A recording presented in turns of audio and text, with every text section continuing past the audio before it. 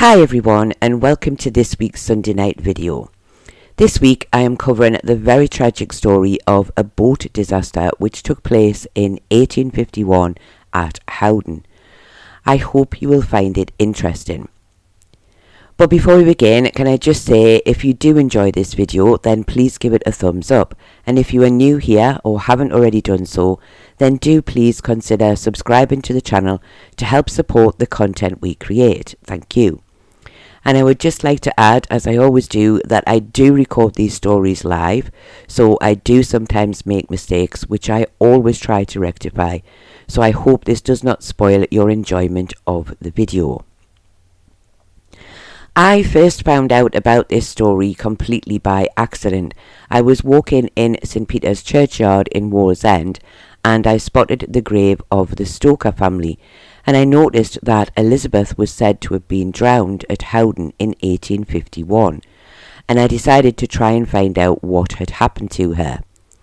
And Elizabeth was born in Howdon in around 1826, and she was one of at least 3 children.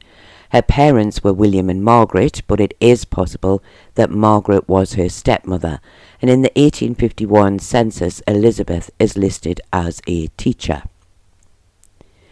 On Monday, September the 1st, 1851, some young men who lived in the Howdon area had hired a steamer by the name of the Imperial to take family and friends on a boat trip to Marsden Rock.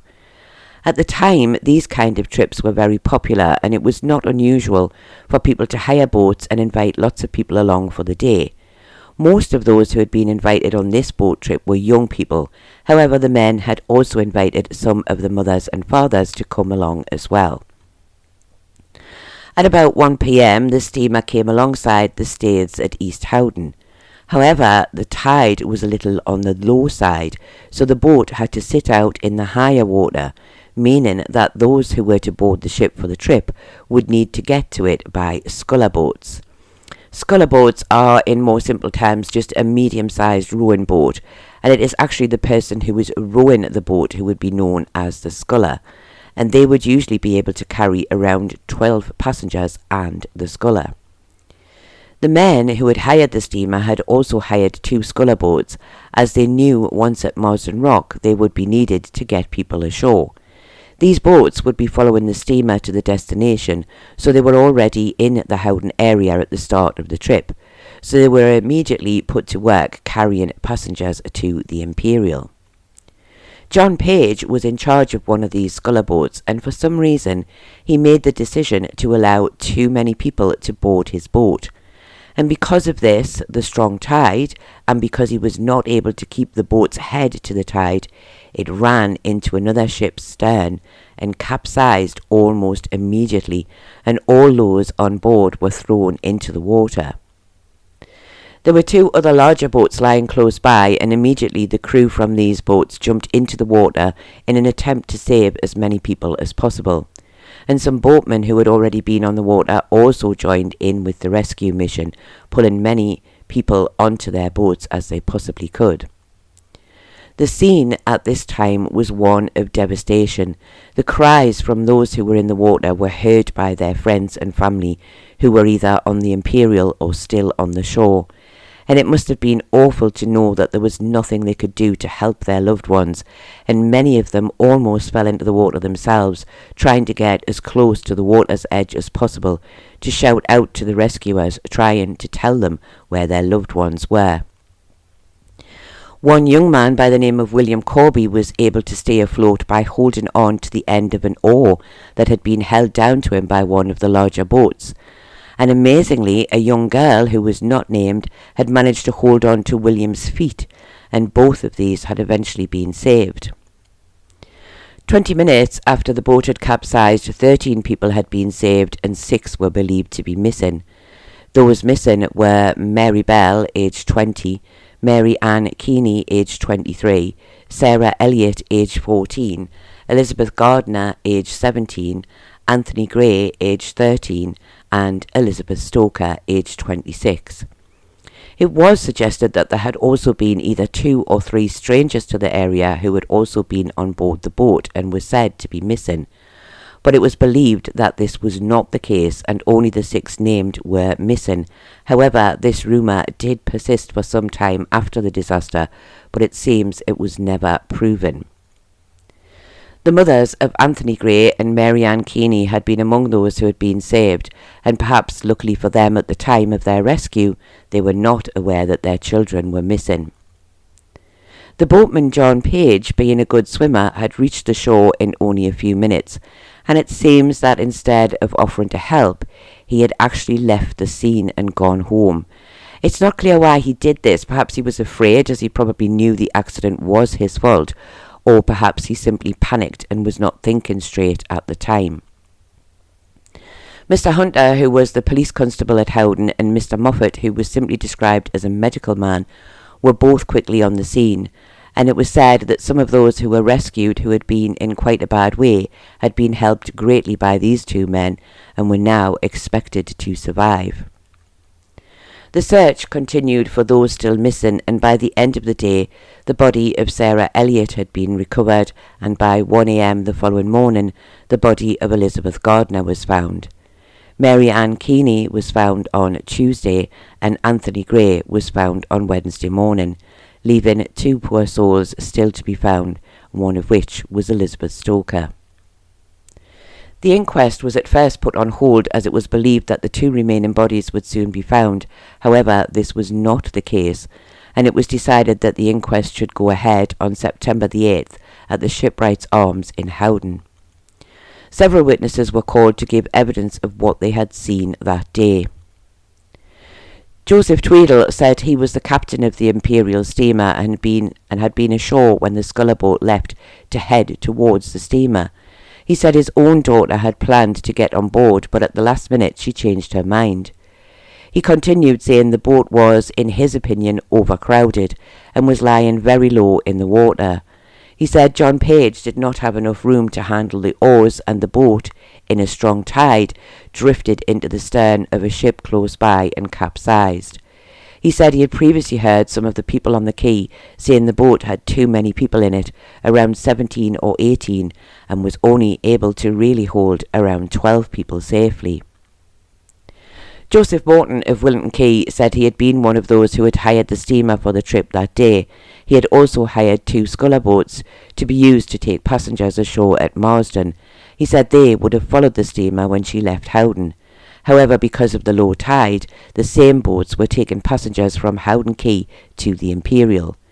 He said he had noticed that John Page had previously taken around 14 passengers with no problem, but he still felt that this was too many, and when the last load set off, the boat appeared to have many more than 14 on board. Joseph also said he felt that the boat would be too full for John Page to use the oars to control it properly, and he ended by saying that the 2 sculler men who had been hired for the trip were to receive 1 penny per passenger when they were transporting them to and from the Imperial steamer. Mary, who said she was the daughter of Joseph Tweedle and had said she had planned to get into the sculler boat, but as she made to step on board, she said she decided the boat was too full, so she did not get on. She said she saw the boat leave and hit another boat, and all of the passengers went into the water. She said it had upset her greatly and she had left the area soon after, so she did not see what happened next. Elizabeth Strachan of Howdon said she had been on board the sculler boat with John Page that Monday afternoon. She had seen Sarah Elliott about to get on board and had warned her the boat was too full, but the girl got on anyway. She said as soon as the boat began to move, it was clear that John could not control it. It was lying very low in the water, and when it hit the other ship, the sculler boat filled with water in seconds and went down. She said she could not remember any more after this, and she did not even know how she had been rescued. She said it was, in her opinion, strange that no one had told John Page that his boat was too full, or tried to stop him taking on more passengers. John Ridley said he was a butcher from Howdon and had also been on the sculler boat that day. He felt there were around 16 to 17 people on board, and he had not felt it had been too full. However, he soon realised that once the boat had been shoved off, John Page was not able to control it as it was too heavy with passengers for him to turn it, so it drifted quickly with the strong tide and hit the other boat. William Bell and Richard Stafford both gave similar evidence to each other, both having seen the boat and felt it was too full, and estimating between them to have been between 16 and 20 people on board. Both men said John Page did not have enough room for the oars and quickly lost control before striking the ship close by and sinking the boat and losing all of his passengers. William Wright said he had assisted in the rescue of some of the passengers. He said he had noted that the boat was too full, and had he been closer he would have ordered some of those on board to get off. John Page was not able to control the boat because of the tide and the boat being too heavy. The coroner summed up by simply stating that if John Page was aware there had been too many on his boat, then he was to blame for the accident. However, if he thought it was safe to take so many, then it had simply been an unfortunate accident. The jury reached a verdict of accidental death in all cases, but they expressed the wish that the boatman should be cautioned as to his future conduct. The coroner then spoke to John Page, telling him that he was very lucky that the jury had not found him guilty of manslaughter. He said that John had been led by the greed of 1 penny per person to place more people in his boat than he should have, and he must not do this in future. John, who had wept bitterly throughout the inquest, was very sorry, and stated that he had not long been a sculler man, so he did not have much experience of how many passengers was too many. I was sadly not able to find out when the body of Mary Bell was found, but Elizabeth Stoker was finally found on September the 13th, 13 days after the accident. It must have been a terrible time for her parents, not knowing when or if she would be found. The inquest into her death was held the following Monday at Howdon, and no further evidence was heard as it had all been covered at the earlier inquest, and the jury simply returned a verdict of found drowned. Although I was not able to find any details of the funeral for Elizabeth Stoker, she is buried in St. Peter's Churchyard, as earlier mentioned. Also known to be buried there are Elizabeth Gardner and Sarah Elliott, although I found no evidence for a headstone for either of these two girls.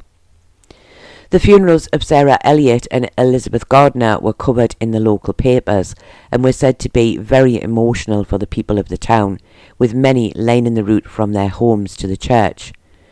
The two young girls had also been accompanied to their final resting place by singers who had sung very solemn songs, making the whole affair much more affecting for those attending. It was also said that a collection had been set up for those men who had spent almost 2 days searching the river for those who had been lost, to in some way cover the wages that they had lost, and it said that the people of the town had given very generously to the cause. This was an incredibly sad story, and it is not the usual kind of thing that I would cover, but I had really wanted to learn a little more about Elizabeth Stoker, and I felt that in telling this story, those who lost their lives that awful day will always be remembered. I do hope that you have still found this very tragic story interesting, and I do thank you all very much for watching, and I do hope to see you all again very soon.